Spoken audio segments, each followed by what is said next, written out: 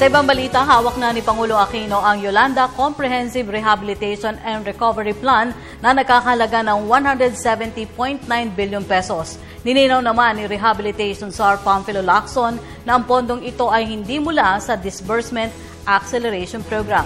Si Elena Luna sa report. Binubuo ng 8 volumes at 8,000 pahina ang isinumiting dokumento ni Rehabilitation Czar Secretary Panfilo Lacson kay Pangulong Aquino. Ito ang Yolanda Comprehensive Rehabilitation and Recovery Plan na may kabuoang halaga na 170.9 billion pesos. Ang rehab plan ay binubuo ng 4 na pangunahing sektor, ang livelihood, resettlement, social services at infrastructure. Ang 137 billion pesos na bahagi nito nakahanda na sa Department of Budget and Management. Merong available sa DBM according to Secretary Abad na 137 billion na pwedeng i-front load sa 2014 all the way hanggang 2015. So in effect, ang pinapa-aprubahan namin sa Pangulo ngayon dahil in-approve niya na yung mga nauna na nasa mga 98 billion, yung 6 na LGUs, yung balanse na lamang. So dahil available naman yung 137 ayon sa DBM, mga 36 billion na lamang yung residual amount na kailangang i-release ng DBM o isama sa budget sa 2015 or 2016 para mabuo na yung kaukulang halaga. Build Back Better ang layo ng Yolanda Rehabilitation Plan na inaasahang 80 to 85% na makukumpleto sa 2016 o sa taong bababa na sa pwesto si Pangulong Aquino.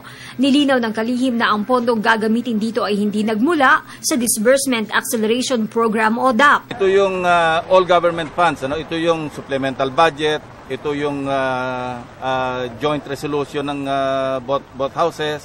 Yon, pinagsama-sama yung kinumbine, umabot ng mga 137 billion.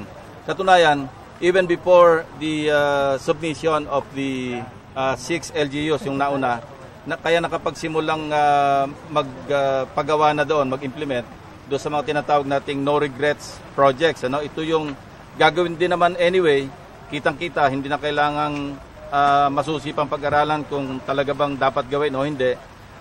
So ginawa na yon, tulad yung mga municipal halls. Na nag-download na yung DILG ng kawalang pondo para ipagawa yung mga partially damaged municipal halls, public market, civic centers. Ayon kay Secretary Lacson, pinilit niyang ibigay ito sa Pangulo sa ipinangakong araw na August 1 na nagkataong ika-5 anibersaryo ng pagpanaw ng ina ng Pangulo. Ang Pangulo ang nagsabi sa kanyang pumunta sa Manila Memorial Park sa Parañaque para isumite ito. I was informed by the staff na kung pwedeng dito na lang after the mass. So, kaya kami naandito. Mabuti na rin kasi nakasama na rin tayo sa misa. Para sa Telebisyon ng Bayan, Elena Luna.